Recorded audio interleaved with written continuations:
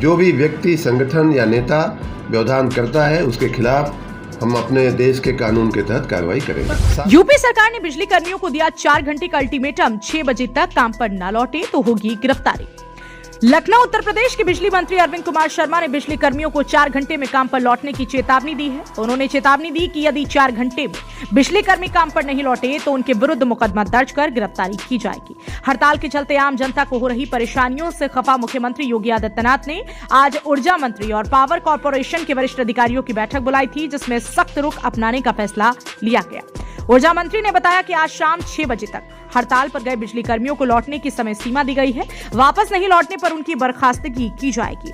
उन्होंने बताया कि अभी तक 22 कर्मियों के खिलाफ एफआईआर करा दी गई है। 1332 संविदा कर्मियों की सेवा बर्खास्त कर दी गई है, जबकि 6 लोगों को सस्पेंड कर दिया गया। साथ ही कहा कि जो बिजली कर्मी हड़ताल से वापस नहीं लौटेंगे उनके खिलाफ तत्काल मुकदमे दर्ज कराकर उनकी गिरफ्तारी कराई जाएगी। ऊर्जा मंत्री ने कहा कि सरकार हड़ताली कर्मियों से वार्ता के लिए तैयार है, लेकिन उन्हें तत्काल अपनी हड़ताल समाप्त करनी होगी। इसी बीच प्रदेश में बिजली कर्मचारियों की हड़ताल के चलते विद्युत उत्पादन गृहों में उत्पादन प्रभावित हुआ, जिसका सीधा असर प्रदेश के कई इलाकों में विद्युत आपूर्ति के साथ साथ जलापूर्ति पर भी पड़ा है। सरकार ने हड़ताली कर्मचारियों पर एस्मा और रासुका के तहत कार्रवाई करने की चेतावनी दी। वहीं उच्च न्यायालय ने भी हड़ताल को गैर जरूरी बताते हुए इसे अदालत की अवमानना करार दिया। इसके बावजूद हड़ताली कर्मचारियों के रवैये में कोई खास फर्क नहीं पड़ा।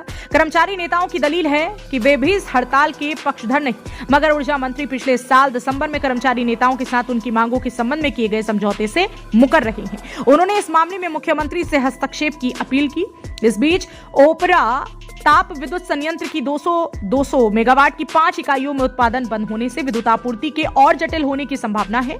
कर्मचारी नेताओं का कहना है कि सरकार ने प्रस्तावित ओबरा डी संयंत्र को राष्ट्रीय ताप विद्युत निगम के हवाले करने का फैसला किया, जो उन्हें कतई मंजूर नहीं।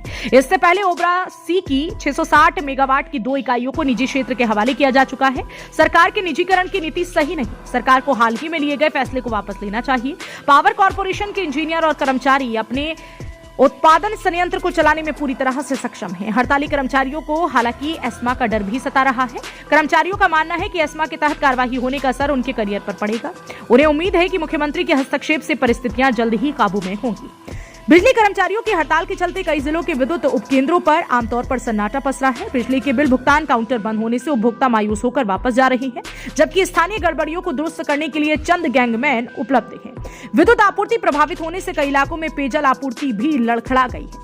उधर कई जिलों में हल्की बारिश और ओलावृष्टि से हुए फॉल्ट जिसके तस पड़े हैं। हड़ताल से विरत कर्मचारी और इंजीनियर इन्हें दूर करने की भरसक कोशिश कर रहे हैं। विद्युत उत्पादन को नियंत्रित करने के लिए एनटीपीसी के इंजीनियरों के अलावा निजी क्षेत्र के तकनीकी स्टाफ की भी मदद ली जा रही है।